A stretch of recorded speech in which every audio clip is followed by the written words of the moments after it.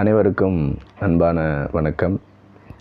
ஐரோப்பியர்கள் என்று சொல்லக்கூடிய டேனிஷ்காரர்கள், பிரெஞ்சுக்காரர்கள், டச்சுக்காரர்கள், ஆங்கிலேயர்கள் உள்ளிட்ட எத்தனையோ ஐரோப்பியர்கள் இங்கு வந்து பற்பல அரிய பொருட்களை கண்டுபிடித்து தந்து இந்த மனிதகுல வளர்ச்சிக்கு உதவி இருக்கிறார்கள்.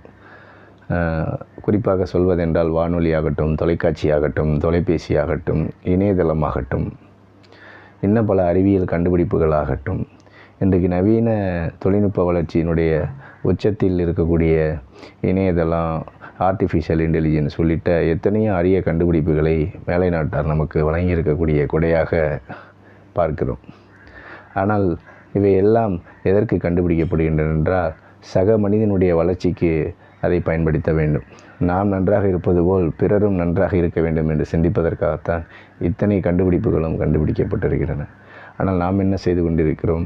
தாம் கற்ற கல்வியையும் விஞ்ஞான வளர்ச்சியையும் வைத்து பிறருடைய நன்மைக்காக அதை பயன்படுத்தாமல், அருகில் இருப்பவன் என்ன சாதி, என்ன பிரிவை சார்ந்தவன், எந்த வாழ்க்கை முறையை மேற்கொண்டவன் என்பது பற்றியெல்லாம் சிந்தித்து கொண்டிருக்கிறோம்.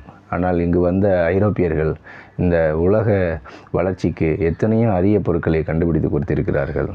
அவற்றை நாம் பயன்படுத்துவதற்கு வாய்ப்பு இருப்பது போல் மற்றவர்களுக்கும் வாய்ப்பை வழங்குவதில்தான் இந்த விஞ்ஞான வளர்ச்சியினுடைய வெற்றி அமைந்திருக்கிறது.